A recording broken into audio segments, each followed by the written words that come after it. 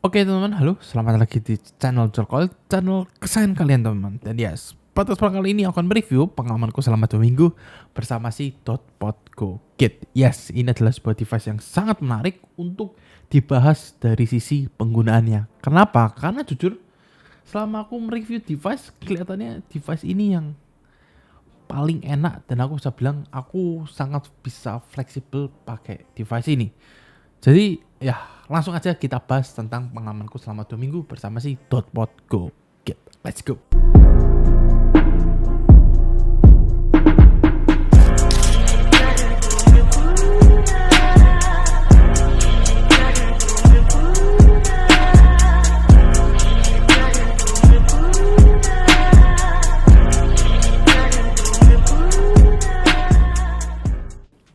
Oke, jadi ini adalah sebuah device yang sangat menarik. Kenapa? Karena pertama aku bisa fleksibel banget pakai device ini.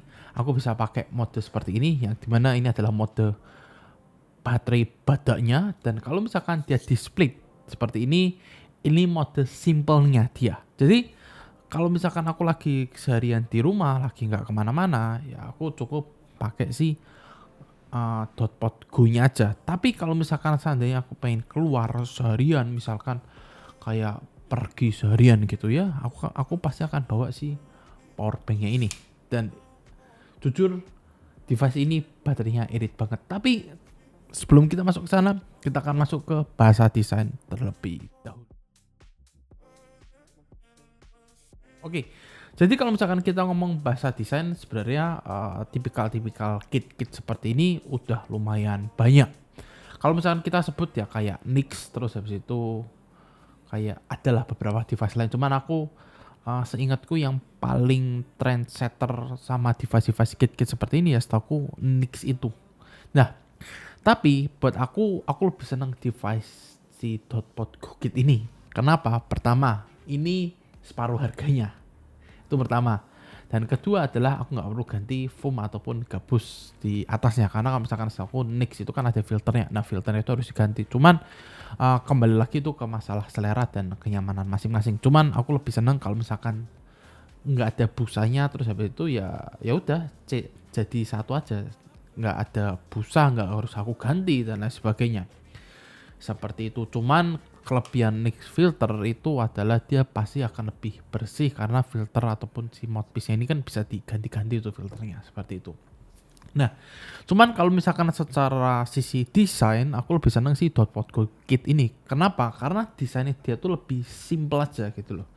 Nah, kenapa aku bisa bilang lebih simple? Karena ya bisa dilihat aja dari segi sisi device-nya, ya dia langsung nyatu aja ke body seperti ini gitu, tanpa perlu ada kayak penutup dan lain sebagainya gitu. Dan kita bisa atur airflow controlnya langsung dari depan sini seperti itu. Dan ini enak banget buat dipakai gitu ya pada saat aku lagi mobilitas lumayan tinggi dan lain sebagainya, pengen iseng gitu ya kayak mainin airflow-nya, aku pengen dapetin yang nggak begitu tight atau pengen dapetin yang super duper tight gitu, ini bisa aku mainin ataupun aku atur seperti itu. Terus abis itu yang aku seneng adalah ininya, si Dotpot Go-nya, karena Dotpot Go ini kan juga bisa dijual secara terpisah dan kalian bisa mix and match dengan si power bank yang kalian punya, sehingga kalian gak harus beli series kit untuk apa namanya, buat mix and match secara terus menerus. Kalau misalkan kalian udah punya patokan satu warna yang kalian suka di power banknya, ya tinggal si device Dotpot Go-nya aja yang kalian ganti-ganti warnanya seperti itu.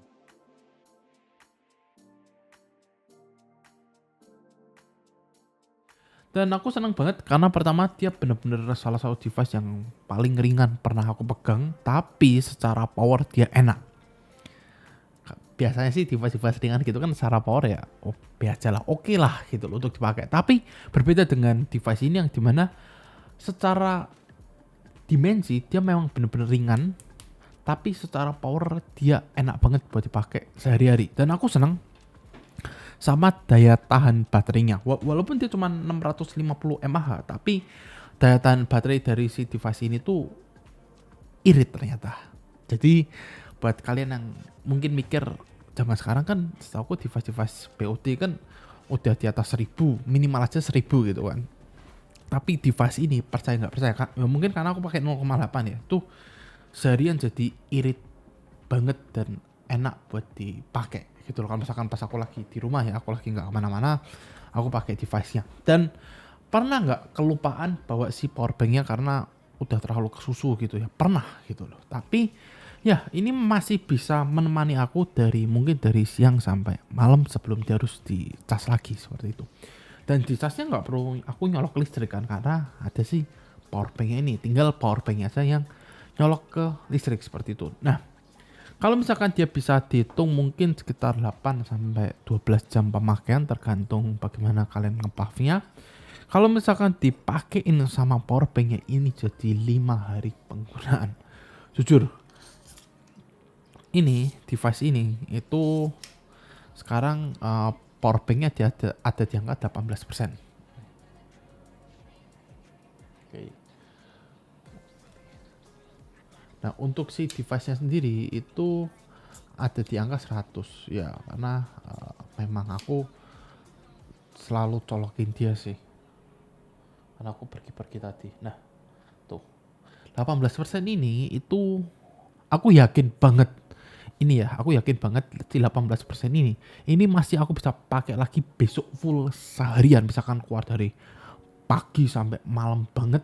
Aku yakin si 18% ini masih bisa. Kenapa? Karena si powerbanknya sendiri itu ada di angka 2350 mAh dan kalau misalkan digabungin kedua device ini itu berarti si device ini punya baterai 3000 mAh yang dimana jujur untuk sebuah device POD ini tuh gede banget untuk baterainya.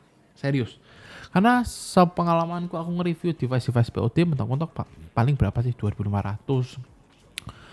Kalau misalkan device-device POD biasa ya 1000, 1500 dan yang 2500 tahuku rata-rata device-device POD yang memang sudah disiapkan buat dia bisa pakai RBA atau dia punya OHM yang memang bisa buat freebase. Tapi ini kan enggak, ini device ini diciptakan emang mentoknya dia di 0,6 yang dimana 0,6 nggak akan bisa masuk freebase seperti itu.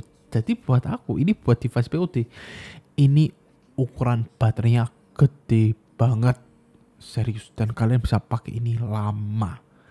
Dan untuk segi bobotnya sendiri ini tuh bener-bener nggak membebani. Jadi kalau misalkan kalian orangnya nggak suka masukin device ke tas karena takut baret atau apa ya kayak aku, terus habis itu taruhnya cuma di kantong dan lain sebagainya, ini nggak akan mengganggu kantong kalian sama sekali karena bentuknya pun juga bukan bentuk yang tebel gendut gitu enggak, tapi bentuknya didesain untuk sepipih mungkin seperti itu sehingga ini nggak akan mengganggu mobilitas kalian kalau misalkan kalian lebih senang pakai kantong dibandingkan dimasukkan ke dalam tas seperti itu. Terus habis itu untuk pengecasan ya, untuk pengecasan dia agak lama ya, mungkin sekitar sejaman sih aku ngecas dia dari 0 sampai full, tapi ya bisa dipakai 5 hari. Jadi buat aku ya itu worth it parah sih.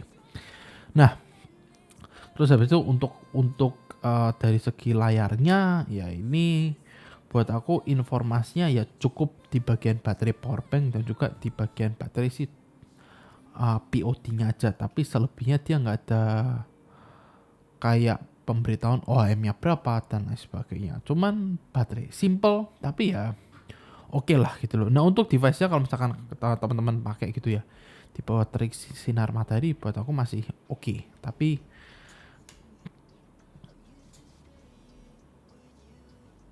Tapi ya kadang-kadang harus agak di apa ya kalau misalkan orang pakai kan diginiin gitu ya.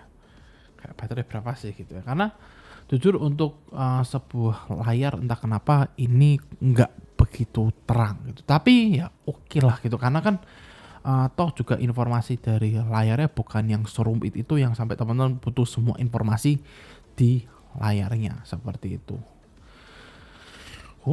Jadi selama 2 minggu ini aku pakai device ini ngecas aja baru 2 kali 3 kalian lah gitu loh. Dan dimana ini untuk sebuah device irit banget.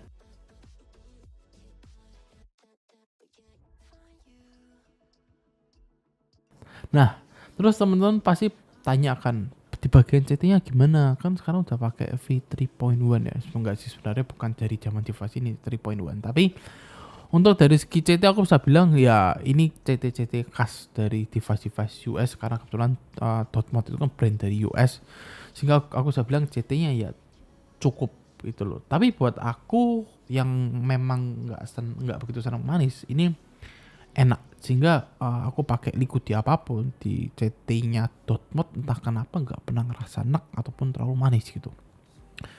Sehingga aku bisa bilang bahwa ini adalah salah satu CT yang paling enak lah, aku bisa bilang seperti itu buat ukuranku. Jadi kalau misalkan kalian bilang wah Dotmod CT-nya kurang manis, ya mungkin itu ya masalah CT manis atau enggak itu kan masalah selera, bukan masalah yang harus dipaksakan seperti itu. Kayak desain gitu kan, mungkin teman-teman lebih senang desainnya NYX filter dibandingkan ini, juga buat aku nggak ada masalah seperti itu. Untuk ukuran CT ya untuk 0,8 ya enak, dia secara manis emang reduce, tapi secara flavor dia full, dia rich ya. Itulah tipikal dari produk-produk US kan. Kalau misalkan kalian beli liquidnya US pun juga akan sama seperti itu. Jadi CT-nya juga sama. Nah kalau misalkan CT-nya dipakein liquid US gimana? Enak, tetap enak, serius. Karena aku dulu pernah.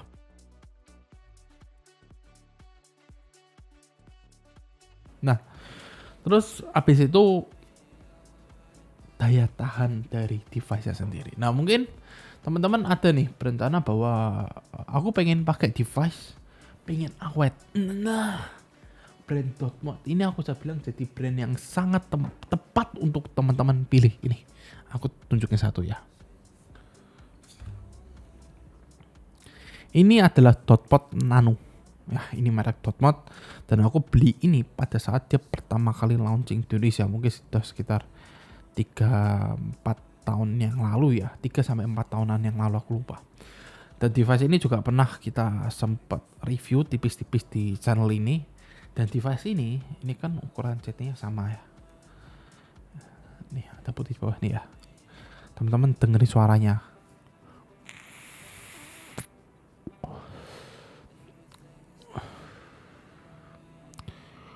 Sekali lagi.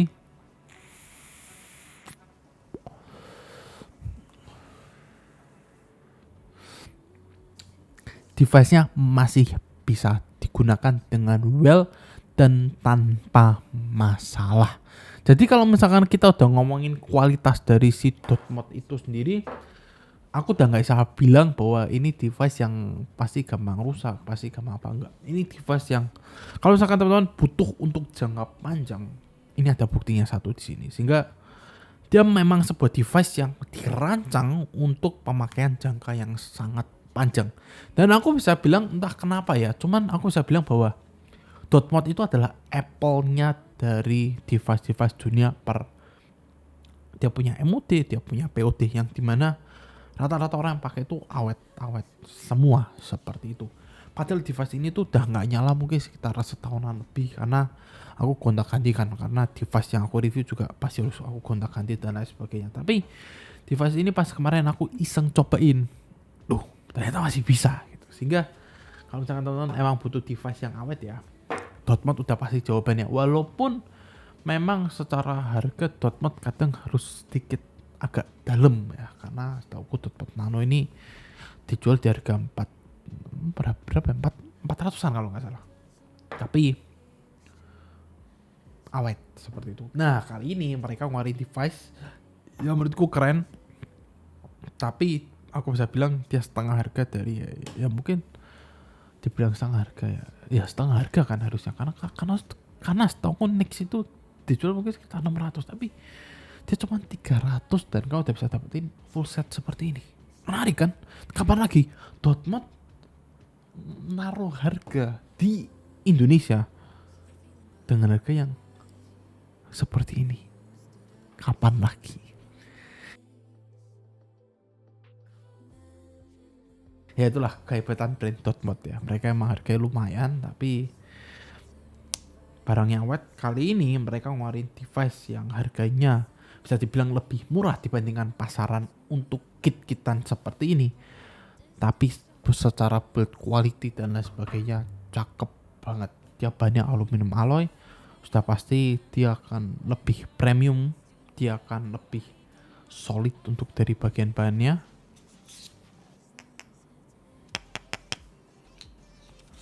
Wah, cara masuk keluarnya juga halus banget. Set, ini masukin lagi. Wah, itu. Dan aman nggak sih kalau misalkan di ini kan agak tek gitu ya. Coba. Ya, jawabannya adalah aman karena pinnya dia spring ya, di bagian bawahnya itu spring. Gak susah ya caranya. Nah, ya, yang kuning 3 itu dia spring. Sehingga misalkan seperti ini ya dia bakal aman-aman aja. Dan device ini juga bakal ngasih tahu ke kalian lewat magnetnya yang nggak pas kalau misalkan device kalian kebalik gitu. Nggak akan bisa dipaksa. Tuh. Jadi aman. Secara overall, oh iya kemarin kan aku sempat bilang tuh di video review bahwa takut bagian luarnya beset karena kan dia gesekan terus. Tapi ternyata selama 2 minggu pemakaian dia aman semua. Cakep sih. Jadi aku sudah bilang secara overall aku sangat puas dengan device ini, terutama di bagian baterainya yang dimana puas banget seperti itu. Karena jujur aku nggak pernah sih dapetin SOT 5 aku ya. Itu kayak bahasa apa ya? Aku nggak pernah dapetin sebuah baterai yang dimana tahan lama di device PO dimanapun bahkan sampai 5 hari kayak device ini. Ya dia agak curang sih karena ada baterai packnya. Oke, jadi sekian pengalamanku selama 2 minggu bersama si Dotpot GoKit. Sangat menarik, sebuah device yang dimana aku bisa bilang secara CT juga dia enak. Walaupun 2 minggu dia ada penurunan, tapi secara CT dia enak. Secara baterai dia powerful. Dan aku bisa bilang bahwa baterainya tuh badak banget, 3000 mAh-nya. Dia real 3000 mAh-nya, yang irit banget. Terus abis itu secara build quality dan desain aku suka banget sama device ini. Dan aku selalu kadang-kadang misalkan gabut kayak anjir device keren banget gitu. Nah cuman kalau misalkan kalian tanya minusnya dari device ini ya kalian tahu bahwa Dotmod itu rata-rata CT-nya dia nggak bisa setahan merek Oxford dan lain sebagainya. Tapi ya secara CT entah kenapa aku lebih suka. Oke, jadi sekian video kali ini. Jangan lupa di like, di komen, di share, dan di subscribe. Dan kita akan kembali di video-video yang lebih menarik selanjutnya. Bye-bye.